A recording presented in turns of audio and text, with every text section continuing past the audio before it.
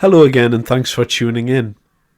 We're going to look at the Labour Party's stance on immigration today.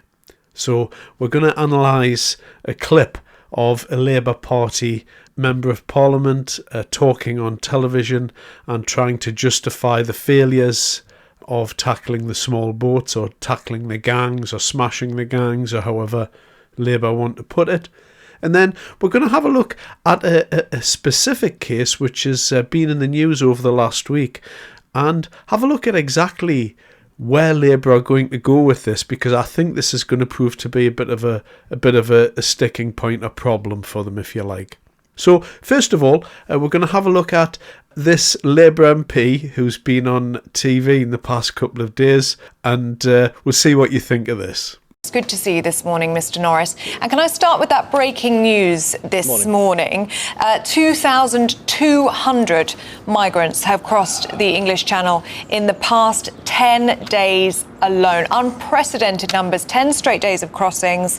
I mean, border security is in crisis. You have broken your promise to smash the gangs. No, that's not fair at all. We've inherited a broken legacy. We've inherited You've had record 8 months. levels of net migration. We're taking actions that will bear fruit.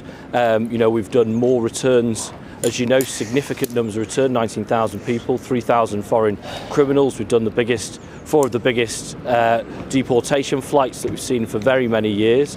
We're of course working on the continent to smash the gangs. That was going to be work that took time to bear fruit. You've had the French Interior Minister saying that Britain is taking back control. That's what we're doing. It will take time to bear fruit. It is a huge priority, and that's what we're working on. OK, Alex, you said it will take time to bear fruit. Can you just give us a slight ballpark figure as to how long it will take for us to see some effect from some of the so-called smashing the gangs policies and the things that your government are doing to deal with the problem? Well, I know that GB News viewers have had from the previous government ministers one after one come in front of the cameras and make grandiose promises that they didn't keep. What I'm saying is we're going to keep our borders secure. Our long-term actions are going to pay off, and they'll pay off soon. I don't want to give a date or a number to that, because rough idea, be the right thing just to a do. rough idea, 6 months, a year. I mean, people hear you, they say, OK, fair enough. You blame the other government, that's fair enough. But just a rough idea of how long it's going to take for us to see some result from the policies that you've put forward? Well, what I can say is it's a crucial underpinning of our plan for change as a government. It's something we're working on every day, and as I say, they can already see the actions that we've made with regards to deportations. We've, under the previous government, there was a 70% fall by the end in processing of applications. We've reversed that virtually entirely. So those are real things that have happened in the here and now and will bear fruit. Alex Norris MP there. Now, you have to feel a little bit sorry for this MP here, I suppose. He's been pushed out in front of the media to try and justify what Labour are doing in terms of smashing the gangs. But I think the lady who's presenting this show on GB News asks some very direct and pertinent questions. Namely, this is unprecedented. We've had 2,200 migrants in the last 10 days, which is, on average the highest ever. Border security is in crisis. And I would say, well, that's a fair enough statement. And broken promises to smash the gangs. Now, you'd think at that stage that he's going to be really put on the spot there, but he quite brazenly comes back and attempts to justify all of this stuff. So what does he say? Well, he says, well, no, that's not fair. That's not right at all. We've only had 8 months. And we need more time. We're taking actions that will bear fruit. And that's a lovely way to say we're kicking this into the long grass. We've had a lot of deportation flights. What he neglected to mention there was a lot of voluntary deportation, of course. So when people decide to go, the government likes to label them as a deportation flight, as a bit of red meat for the populace. But the truth is those people were leaving anyway, and the government's just giving them a free flight. Then the other presenter on there asks him for a ballpark figure, which he kind of avoids. And again, he bats that away. And so it needs to be borne in mind, and one of the things that gets forgotten about in all of these discussions with regard to migration is the latest figures show that it's approximately, no one really knows the answer to this, but it's approximately £47,000 per migrant for year one. So 2,200 over the last 10 days means that that's going to cost the British government, and by proxy you and me, if you're listening from the UK here, then that would be you and I, over £100 million. So that's £103 million if you do the math there, and that is a gigantic sum of money, and that's just in the last 10 days. And so this smashing the gangs, this lunacy that the Labour Party's taking on, there's nothing going to work. The gangs aren't going to be smashed, mainly because, as Nigel Farage has put it in the past, there's too much money involved. It's whack-a-mole. If you take one of these gangs away, then they're just going to be replaced, because there's huge sums of money involved. And when you have huge sums of money involved in any criminal undertaking, then they're just going to be replaced. So this whole smash the gangs thing is just smoke and mirrors. It's just a cover, because I think the truth is that Labour actually wants this migration to happen under the radar, however you want to put it, because it looks good on GDP terms, even though it lowers the GDP per capita per head figure and makes us all poorer in the long run.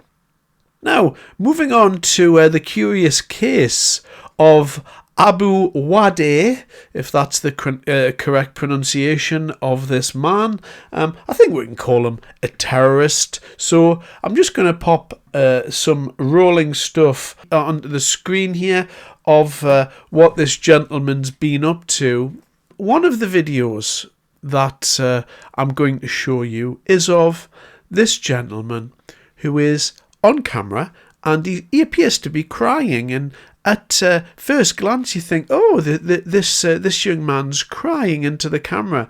What he's actually doing here, and this was posted on X, it has been translated, the man here is calling for every Jew, every Jewish person in the world to be killed, while he's praying to his God and crying about it at the same time, because he's crying with euphoria at the prediction that he's making that every Jew on planet Earth is going to be killed. So that's a nice little insight into the man here. And as you can see from these variety of photos, this man has managed to leave Palestine.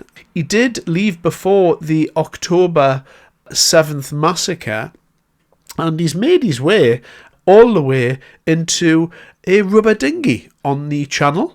So he's done quite well in terms of kind of passing over quite a large proportion of the earth. You have to give him credit for that.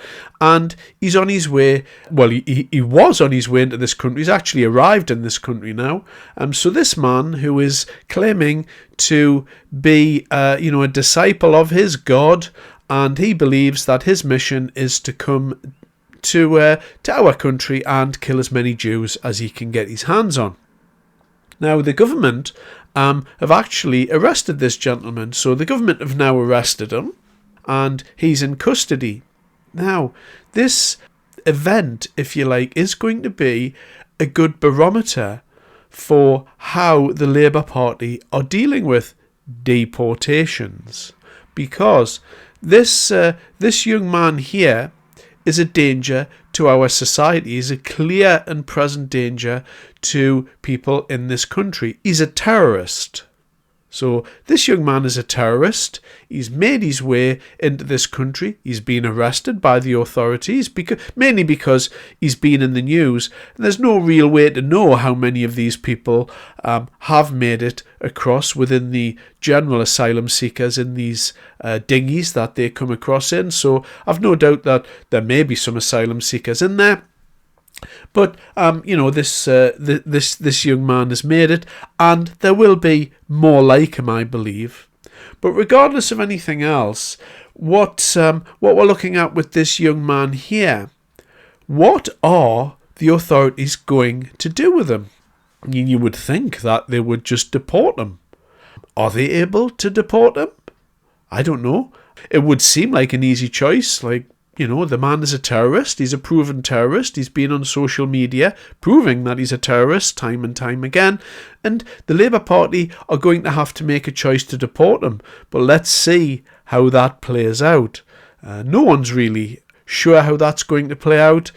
For me, I would obviously deport him, but I don't think that the Labour Party are going to be able to deport him. And this is going to shine a light again on the ECHR and the knots that the government is tied in. Because if the government can't deport a known terrorist, what is the alternative?